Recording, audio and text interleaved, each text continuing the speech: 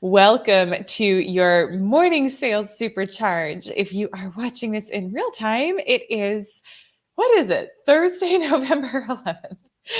Whenever you're watching it, as always, is totally great and perfect. And I am so glad you're here. And I will also say, and just give a disclaimer, I think um, I have been gifted with some sort of a head congestion thing from my son. So throat's a little scratchy this morning. I may keep this one a little briefer, but I wanted to be here with you today and wrap up this series on leadership, which I'm so excited for. Hey, Christina, good morning. Cool Sweet Tea, good morning. Michelle, Jamie, oh my gosh, how is everyone today? It is so good, so good to see you today. And we are talking today. So today's the last. Wow, thoughts with Medicine Head are also fun. Today is it's the 11th major factor of leadership that we're doing in this series on Think and Grow Rich by Napoleon Hill. And then tomorrow we're going to be kicking into, actually, we're not doing a book series for the rest of November, at least unless I change my mind. But my plan for the rest of November is that we are going to be digging into all about you scaling to much greater levels of financial abundance in your life. And how do you get to those 50K months and beyond? So I know yesterday when I shared that, a lot of people were excited, and I'm excited too for the conversation, because it's like a whole nother level of conversation, and it's a whole nother level of life for you too. And I love teaching this and working with you on this. Hey, Sherry, good morning. So, okay, but this final factor of leadership, this 11th great factor of leadership, is actually all about cooperation. Thank you so much for the hearts. Thank you so much for the hearts. I'm going to read to you what he says. And then I want you to really listen in, especially if there's any part of you that doesn't feel like you can rely on other people for help or support. If there's any part of you that feels like you've got to go it alone, and you know who you are. But let me know in the comments if you can relate to that. I can relate to that. That was one of my stories for a long time. It's something I still work on in my life. So this one is for me too. Okay. But so cooperation, number 11. Successful leaders must understand and apply the principle of cooperative effort and be able to induce their followers to do the same. Cooperation calls for power, and power calls for cooperation. So let's talk about this. And I do want to know in the comments, can you relate to this at all? I want to know, can you relate to this? Call it the lone wolf archetype. One of my mentors she would call it the lone wolf. And we can show up in this way when we feel like we have to go it alone. When we feel like I've got to do this thing on my own. And it can come out, usually what your ego will say is like, well, no one is as good as I am at getting this done, or I just can't rely, like there's no good help out there. But really what it is it's a defense mechanism. And it's a protection against feeling unworthy, feeling like you don't want to be vulnerable, feeling like you can't admit that you can't do everything perfectly on your own, and that you don't want to get help and support. So can anyone, let me know in the comments, can you relate to that at all? Sherry's saying, this is so me. Yeah, I get that. Like, this is an archetype that I very much lived into for a long time.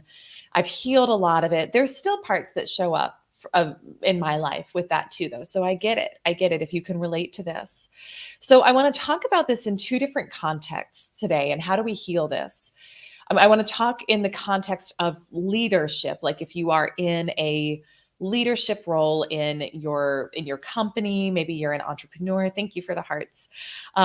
Maybe you're an entrepreneur, maybe you're in a leadership role in your company. And then we're going to talk about it outside of that too. So this applies whether or not you are in a traditional leadership role.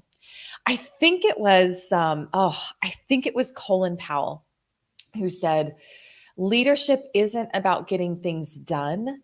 It's about getting things done through other people. So leadership isn't about getting things done. It's about getting things done through other people. And so this is something we have to really learn how to do, especially maybe you're like making the leap. I know when I first kind of made the transition from just being an individual producer and doing my own thing in a sales role to leading and managing other people. Yeah, isn't that a good? I'm assuming those hearts are for the quote. I think it's such a good quote. You have to shift your mindset where you can't do it all. And it's not your job to do it all. It's your job to make sure it gets done, but you're not the one who's in charge of the doing of it. So it's about, how do I get this done through the power of a team? Because when you're expanding, when you're going to that next level, it's like you have to create a bigger container that for you to fill. And part of that bigger container, if Jack is just expressing himself a lot this morning, so if you hear that in the background, that's all it is. But part of filling that bigger container is bringing in more people to help support you in your vision. But in order to do that, you've got to tie it back in with their vision. So this is why it's so important to know, for the people who are working with you and for you, what is their vision? What do they want most? What is their love language? Like, what speaks to them? Because when you're, and I've forgotten to do this. I've had times in my life where I forgot to do this, and I just like assigned a task and assigned a goal for people, but I forgot to tie it in with their vision. And then you wonder why like the project is slogging along, or it's not getting completed to the level that you wanted. And it's like, you got to think, what's in it for them? Like, yeah, maybe they're picking up a paycheck, maybe you're paying their paycheck, but they're people. Like, you got to tie it back in with their vision. So that's on the leadership side. Remember, it's not about getting things done, it's about getting things done through other people. Now, outside of that, in your own life, and this is where we get to be vulnerable and we get to be brave, okay? You have to know that where you are going requires more support. It requires more team. It requires more help. And that can look like a lot of different things. That can look like coaches. That can look like team members. That can look like more personal support as well. So it can look like a lot of different things. But if we find ourselves wanting to slip back into that lone wolf of like, I can't rely on anyone, I'll do it better, like no one else gets it done the way I do, whatever, then you're literally, it's like you're going to stay stuck and stagnant with where you are. Okay, this is so important to know. And so one of the things we have to do is affirm every day how worthy we are of receiving support and being seen. How worthy we are of being seen and receiving support. And this is something that I practice in my own life every day, because I came from a background and conditioning of like, you don't share what you really need, you shut it down. You got to be perfect with all things to to be safe. Okay, so I get you if that's part of your conditioning and part of the story you're telling yourself, but it's not true. And it's the very thing that's going to hold you back from the goals that you have in your life. So every single day, intentionally, these are some practices I do that you can adopt.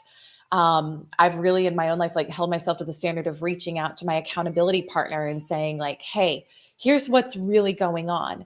Here's where, and it's like, it's not common that I've got like stuff I'm feeling like, oh, I'm feeling so raw or like vulnerable about this. But when I am, I share it with her and I talk to her about it.